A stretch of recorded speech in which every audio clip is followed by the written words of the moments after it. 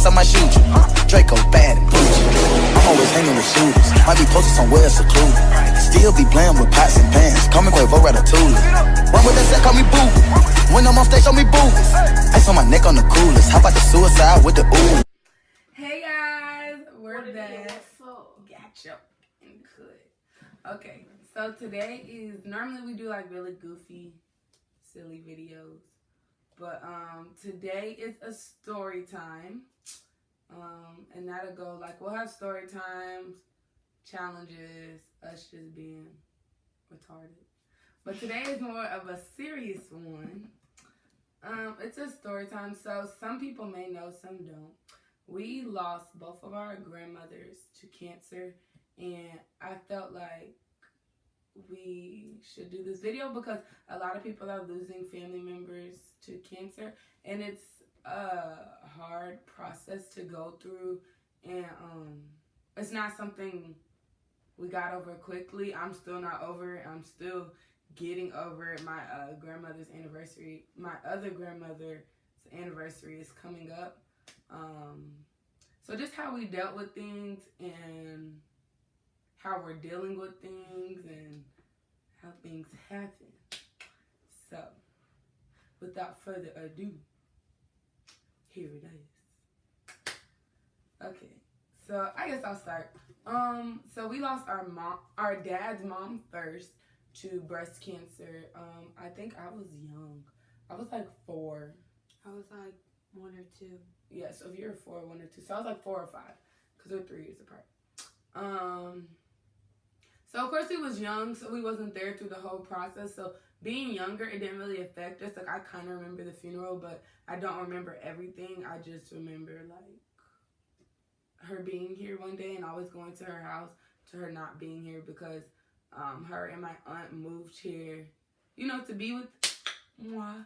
And then, you know, she came along.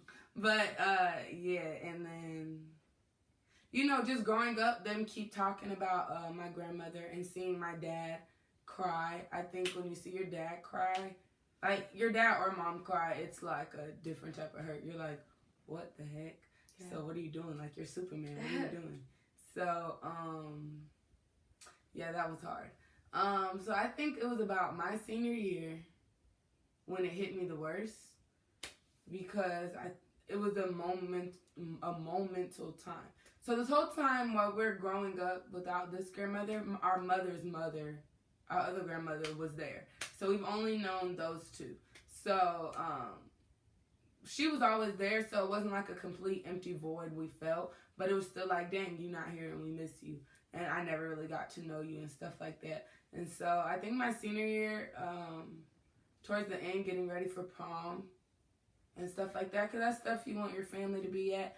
And considering my other grandmother was in Ohio at the time, it was like, dang, like, I want her here. So then that's when I really started grieving that loss. It was kind of a later loss to grieve, because that's when it kind of just started hitting me. But, you know, I always had my other grandmother to fall back on, like, I'm going to be straight. I'm going to be good on this. So that's how I kind of dealt with that one. That one kind of hurt, choked me up every now and then. But it wasn't like, this is about to kill me type thing. Wow, okay. I did good. I didn't cry.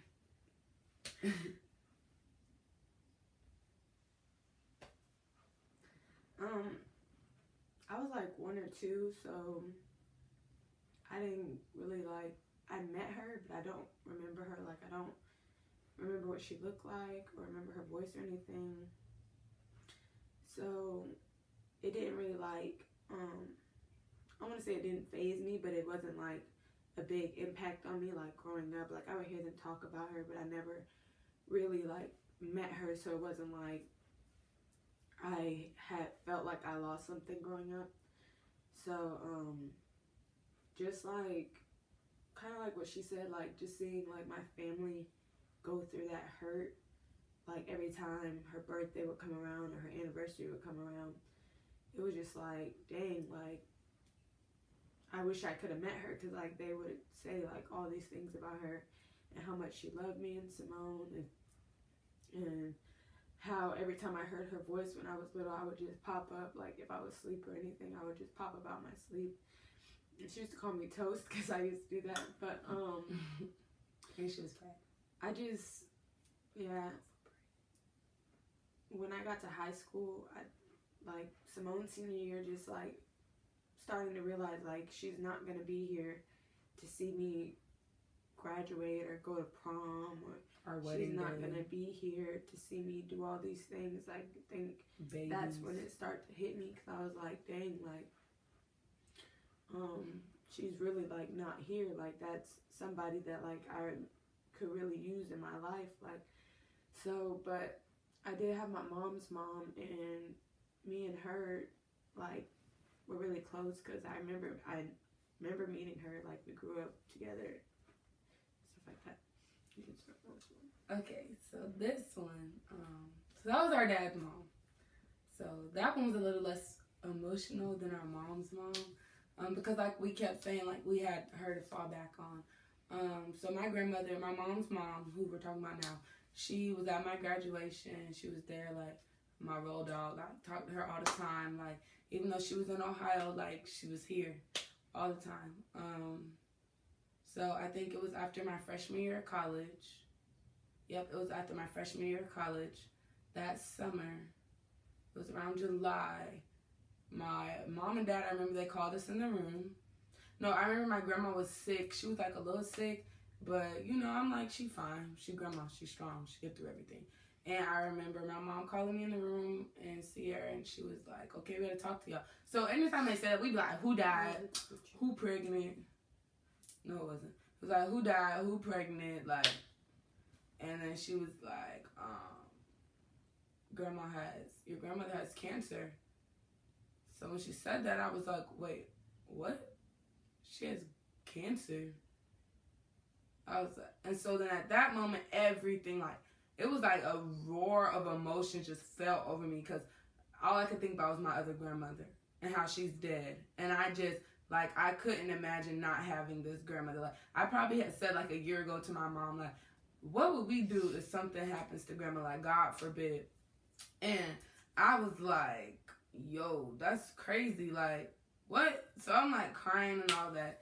So I remember, so then I was like, okay, so, you know, I'm like, she's healthy, you know, so we're all thinking, like, kind of positively now. Like, she's healthy, she'll be fine. So this is, like, July, they tell us. So it had to be the same month, maybe, like, August. Yeah, and we had another meeting. This time with the preacher, and my brother was there, and my aunt was there, and my parents, and the preacher's wife, because we're really close to them. And they told us it was terminal, and that she only had 6 months to live. And so we were like, what you mean? Like, what you mean? Like, 6 months? Like, she not gonna be here no more? Like, huh? So I'm like, okay, what? So then, like, my brother's head dropped. I've never seen my brother cry. My brother's head dropped. Sierra head dropped. And I'm just looking at everybody like, what? Like, nah, y'all tripping. And so then they're like, well, your grandmother is going to come visit. So she came and visited. And she looked fine, y'all. Like, she was moving around like her normal self, playing and stuff. Like, she had her moments where she felt a little weaker. But she was fine, y'all. Like, when I tell y'all, fine, like, in July, fine. Like, this is how quick cancer moves. Like, it was crazy. So, like, remember, we were young when my other grandma died. So when this one happened, they all have seen this process before. This was our first time seeing this process. So we're like, she's fine, July, right? So I leave to go back to Missouri for school. And so, you know, they're calling and updating us, but not too much. And then I think October hit. And my dad called me. No, it was my birthday. My birthday's in September. So the night before, the week of my birthday, you know, I just was, like, really upset. Because I'm like, dang, like, this is probably my last birthday with my grandma. Like, my grandma makes a big deal out of birthdays. Like, she a grandma. Like, that's what she do. And so I'm like, this could be our last one. And, you know, and I remember her calling me. And I still got the text message on my phone. And, I'm not crying. And she was like, you know, just telling me happy birthday. And she was like, you know, this is the last one. Like, it's okay. Like, I'm always going to be celebrating with you. You know, you got to keep going. You got to keep doing what you do, because I know how you are. You're a caretaker. If something happens to me, I know you're going to want to stop all your dreams and come back home.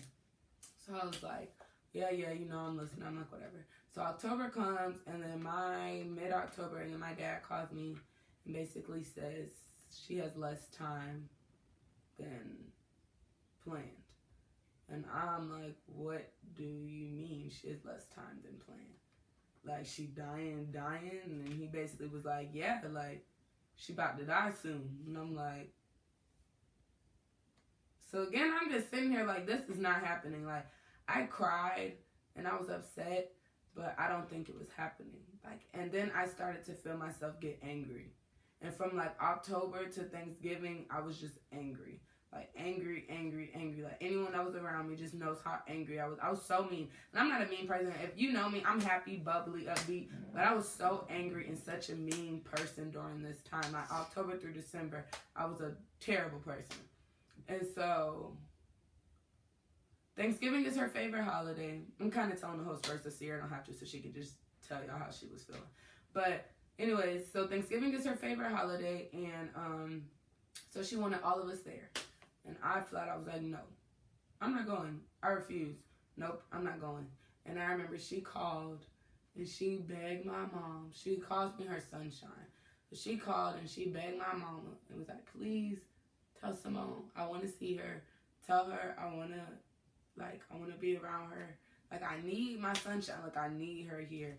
And I'm just like, all right, bro. So I think it was like the week before, my mom and them were already there, and they FaceTimed me, and she got on the phone. She was talking to me. She's like, I need to see you. She's like, I need you to come here. And I'm like, Grandma, I can't do it. And she was like, please, you know. So I'm just like, okay. So I get there, and y'all, she looked completely different from when I seen her in July a few months ago to November. Like, she looked sick. She was hurting, in pain. Like, hearing her in pain was probably the worst, like the most ringing thing in my head. And I was like, bro, I want my grandma here, but I'd rather her be okay and peaceful. Like, I want her here, but I'd rather her be okay and peaceful. So that was like kind of a battle I went through, which I'm sure a lot of people go through it, because it's just like, you want them to be here, but you know, when you see your family member go through that, it's like, what? So like, Thanksgiving happened, we were all there. You know, Thanksgiving, my grandma normally cooks. She didn't. She just kind of sat. She stopped talking Thanksgiving. That's when she started not talking as much anymore. And she was just kind of looking around, like, looking at everybody. And I'm just like, oh, shoot. So then, 2 weeks later, no joke, December 7th, she passed away. And it was crazy because December 6th, I wrote a letter to God, you know, saying, like, you know, I'm sorry for how I've been acting. Like, I know it's been really selfish and I'm not supposed to be angry or curse at you or anything like that. But, you know, I'm really confused on why you're letting this happen. Like, why are you doing this again to me and my family? Like, well, you already have one grandmother. Like, why do you need both? Like, and so then I'm just like, but I'm okay with whatever your will is. Like, whatever you decide to do. And I remember it was at 8:36 a.m. St. Louis time, where I was. My mama FaceTimed me and was like, get up and turn on the light. And I could see tears in her eyes. And I swear, like, I could feel my grandmother's presence as soon as she said, your grandmother passed this morning.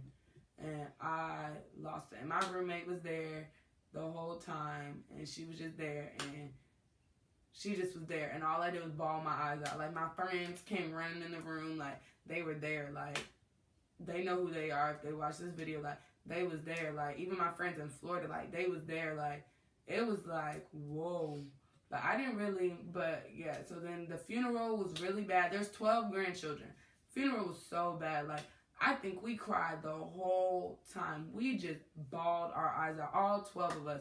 And like, when it was time for them to, you know, for us to leave her and leave the casket, all we could do was hold on to the casket. Like, none of us wanted to let go. Like, our parents had to come pull us off. Like, y'all, you gotta let her go. Like, and none of us could. And at that moment, it was sad, but I don't think it hit me. I just was like, what? Like, I'm just still like, what? Like, even to this day, sometimes I'd be like, what? Like, so I haven't, so like, oh, that was 2017. So 2018, I didn't really grieve. I just kind of quit everything. If you could think of it, I don't run. I wasn't in school. I gave up on everything. Like, I was like, I'm over this. Like, what the heck is this? Like, what am I doing? All I was doing was going to work and sleeping. Like, it was just like, whatever. And then towards the end of the year, I was like, okay, you know, I had a little moment. And to this day, how I deal with it is I write her letters. I know she's probably never going to read them, but I have a notebook and I write her letters and I update her on my life. And I want her to know how good I'm doing. And I want her to know I'm in school and I want her to know I did give up, but I'm still going. And I want her to know, like, she didn't die in vain. Like, her strength and push through is what gets us through. And a lot of people don't give out all her grandchildren are so emotional, considering, like, that's not, like, our birth mom. But, like, that was our birth mom. Like, we love our moms, but that woman was our everything. And for someone so strong to be here 1 second and then you see her and she's gone, like, whoo, child. It's just like, what?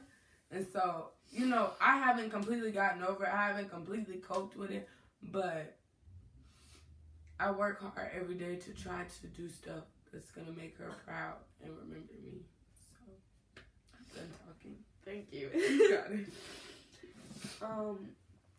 So, after I found out she had cancer, cancer is like a very like sensitive word because it's like in our family we haven't had anybody that survived cancer.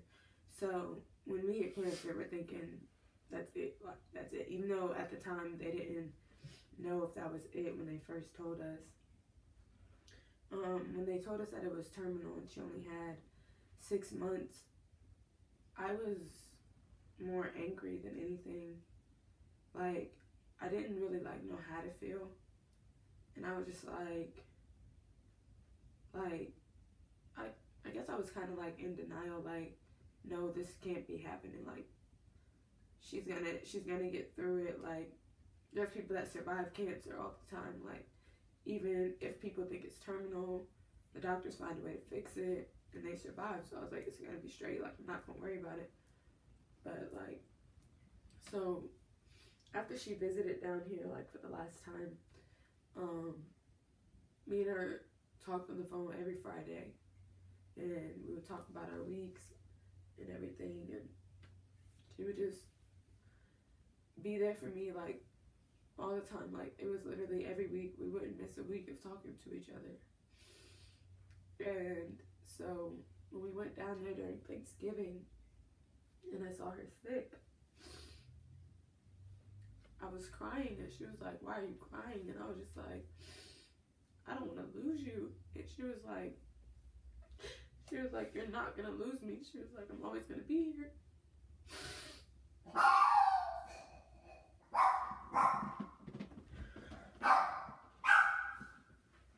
Like, she was so, like, healthy. And at one point, she did live down here with us. And then she moved back to Ohio. And so when I seen her at Thanksgiving, she just, like, wasn't herself. Like, she had lost so much weight. Like, she just looked really, really sick. And so the day that she died, I was at school, and it was so cloudy and rainy that day. And I had posted on my Snapchat, and I was like, why is it so, like, gloomy today? Like, today just seems like such a bad day. And so I had got called to the main office, and I'm like, that's weird. Like, my parents usually text me, like, if they're going to come pick me up. So I'm like, okay. And so I thought about it when I was walking to the office, and I was like, it's got to be something with my grandma. So literally, like, I ran through the rain. Like, I don't get in rain, and I ran through the rain to the office. And so I texted Simone, and I was like, Simone, like, just trying to make casual conversation, because I was like, let me not jump to conclusions. And I was like, Simone, are you okay? And she was like, yeah, I'm fine. Like, just keeping it real short. And I was just like, okay. So my parents got there. My dad looked like so sad because that was like his mom. Like, after his mom died, she was his mom too. So like, I got in the car and they told me that she had passed away. And I was just I was angry. I was upset. I was in disbelief. Like, I didn't know what to think. I was like, how could this happen again? Like, this is like the only grandparent I had left. Like, and it was on a Thursday, and I was like, we were supposed to talk tomorrow. I was like, maybe I should have called her. Like, I felt like there was more I could have done. I mean, I know it probably wasn't, but I was just taking a lot of stuff personally, and I was like, I don't understand how this could have happened. Like, what haven't I done? Like, I felt like we were being punished, and I was like, I just don't understand. But I'm just like, after a while, I was just like, I'm thinking like this because I was being selfish and I wanted her here, but her being here was only keeping her in pain. Mm-hmm. So it was just like, I had to come to the realization that her not being here is probably the best thing for her, because she was just in so much pain. Like, that's why, like, even now it's still hard to deal with, and it's getting a little harder now because I'm thinking about like prom coming up and graduation, and she's not gonna be here to see me do all those things. But it's just like, I know she's at peace now, so I try to keep that on my mind and remind myself of that. But I mean, it's still hard. It's about to be 2 years later. Feels like it was yesterday when I found out. But for me, I'm just like, okay, let me not think selfishly. Yes, I love her. Yes, I miss her. But is my happiness worth her pain? Like, would I rather see her in pain and her be here, or miss her and her knowing she's peaceful now? So, yeah. Woo. I don't cry in front of people. But, yeah, so it was very rough.